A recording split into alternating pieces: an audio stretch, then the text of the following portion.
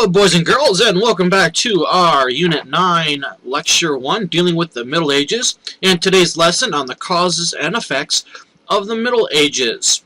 As per usual, if you want to make sure you have your Lecture 1 worksheet available with you, or you can click on the screen and we'll get that link to you right away, and you can answer those questions as we go along with this lecture. Please make sure, as again per usual, that if you have any questions, please let me know right away, and we will get those problems and questions figured out for you right away. And with that, let us get started. So, before we get into the notes, I want you to consider a question real quick. If our American government disappeared today, how would our lives be different tomorrow? Or the next month? Or next year? So that if our president took a holiday in Hawaii forever, our Congress said adios forever, let's see, what would that be like? We would have no money because the government gives us the money and they back the money. We would have no trash service, no sewage, so there'd be crap floating everywhere. There would be no road construction or streetlights, no police, fire, utilities, things like that. There'd be no schools. Oh, wait. I'd be fired or out of a job. Yeah, that wouldn't be good. So, think about that question as we're kind of going forward with this, because it's kind of exactly what happened after the Roman Empire fell in the late 400s AD. So, let us get a move on here. Causes of the Middle Ages. The time period that we're talking about existed between the time of the Roman Empire and that of the Renaissance. More specifically, the end of the Roman Empire and the beginning of the Renaissance. This lasted roughly 1,000 years between 500 AD and 1500 AD. There are several other names that the Middle Ages goes by, including the Dark Ages or the Medieval Ages or Medieval period. A lot of times they were called the Dark Ages, especially in Europe particularly, because there was not a lot of hope going around back then. Everything was kind of bleak, if you want to call that. Everything seemed kind of very bleak and dangerous.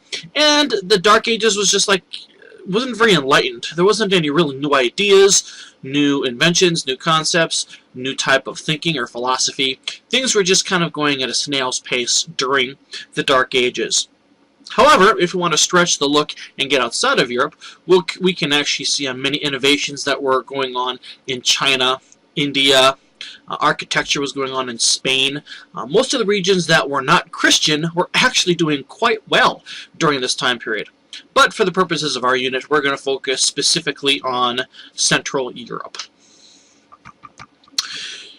So, as we mentioned before, the fall of Rome was kind of the beginning of the medieval period, or the Dark Ages. And in this picture, we kind of see the different Germanic tribes from the north going and defeating Rome. And, wait a sec, is that the Capitol building? They're in Washington, D.C.? Oh no, that's not the Capitol building. No, that's the Coliseum. Looks a lot like the Capitol building from here, though, if you look really close. Nope, that's just the Capitol building, or the Coliseum. So, Germanians, or Germanic tribes from the north, came on down into Rome from the north, as I just said, and started taking over. They first surrounded Rome, cutting off a lot of its different resources, cut off trade, which we'll talk about, got rid of some of its water resources, thereby making it almost impossible to survive. In the end, Rome kind of had to give up, and the Germanians came on and took everything over, almost burned the city down to a crisp, and then left, leaving basically no structures or no infrastructure, no leadership, no Caesar, and everybody was kind of out for themselves. At this time, the people, even before this time period, the people decided just to leave town and kind of go into the rural, do their own thing kind of mode. This illustrates right here some of the Germanic invasions that occurred throughout the empire. If you look here, the Germanians came in from the top left. Actually, this is where the Huns came in, kind of pushing the Germanians, who are the guys in the blue here, known as the Visigoths, down into South Italy, past Rome, and even further south into Sicily. So the Huns came in, these are the guys in the green, kind of pushed the Germanians around, and eventually forcing them to push their way south into Rome.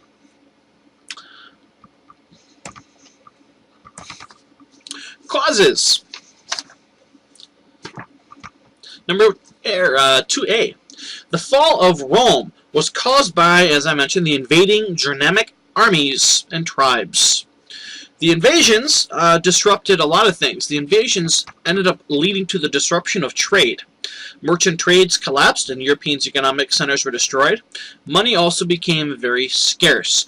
As the Germans were coming down, they were pretty much conquering everything along their way, thereby making trade virtually impossible.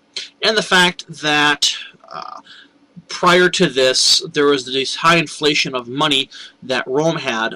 Money was not worth as much as it used to be. Another downfall was the downfall of the cities. Cities were abandoned as centers of administration.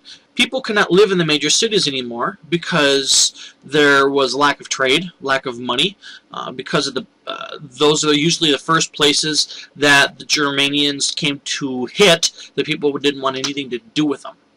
So the cities were kind of left abandoned.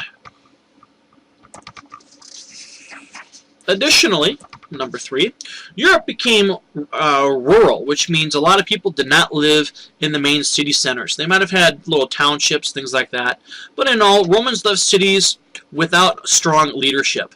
The towns were kind of small, haphazard, owned by some sort of lord in the region, which we'll talk about in the next slide. But not very strong leadership throughout these time periods in these little villages. There was also a decline of learning. Germanic invaders could not read or write. Because they took over, the Germanic tribes that ended up staying there did not find a need for education, for reading and writing. Learning became less important as people moved into rural areas. The primary thinking back then was that you needed to survive. To survive, you needed to know how to do a trade and do some sort of agriculture. That was the important thing. Reading and writing wasn't all that important in order for a family's survival. It was important to be able to understand how to count money, but even that wasn't always a guarantee within the household. Money was a big deal because you needed to be able to know if you're trading your goods, trading your crops, you need to make sure you're getting a fair deal, instead of possibly being screwed out of money that you could have earned, but because you don't know how to count, then you're screwing yourself on that when you're trying to do trade. But reading and writing really didn't exist. There was a loss of common language. Latin changed as Germanic people mixed with the Roman population. As the Germanians came in, Latin was really no longer the official language. All these different subset of languages started being created as these groups tried to communicate. So we have the new languages like Spanish, French, Slovakian. All these different other languages started to become more prevalent as time went on because of the lack of one central or common language. There's also a loss of, as I mentioned, an official language. The Germanic tribes did not have written laws nor a governing body for ruling purposes. So everybody was kind of on their own, to their own devices, to their own set of warlords, you could call them, that would come around and take over a region and set up their own local government. And you were kind of bound by that local government that warlord was putting or oppressing upon you if you lived in that region. Number 3, and now we get to the effects of the Middle Ages and how what happened because of the fall of Rome affected the Middle Ages going forward. First, we got the new Germanic kingdoms. From them emerged the new Holy Roman Empire, which we see here kind of on the bottom left image here. The Holy Roman Empire basically was the northern central part of Europe, stretched straight down basically downward and into present-day Italy. So if you see here, the Holy Roman Empire spread halfway across the center part of modern-day Europe, straight down into modern-day Italy, and some areas in between. This was basically an area, for the most part, under heavily, I won't say control of, but influenced by the Catholic Church, which we'll talk about later on. Also, we see a rise of the feudal system in Europe, which is what is depicted on this chart on the right side. As you can see, the bottom to top, we have the peasants and the serfs on the bottom, which makes up the majority of the population. These are the people that lived in the villages. They farmed the villages. They did the agriculture. They did their different little trades and their shops and stuff like that. But they were not very well educated. Again, no reading and writing. They just did what they needed to do to survive. They did pay taxes to the nobles and to the king, but again, not very well educated. Usually they did not own the land that they worked. They rented the land. They harvested it, worked on it, and were able to keep just enough to survive. And whatever else was harvested, they'd have to sell to pay for their taxes or give as part of their rent to the landowner. Above the serfs and the peasants were the knights. I like to think of these guys as kind of like the mercenaries of the Middle Ages. They were hired thugs by the nobles in order to keep the peace in the area. A lot of the peasants, part of their taxes was kind of a promise that these knights would help protect them and defend their lands. A lot of times it happened, more times than not it didn't. They just wanted their money. So the knights, again, mercenaries, hired thugs to look after the interests of the nobles who did hire them.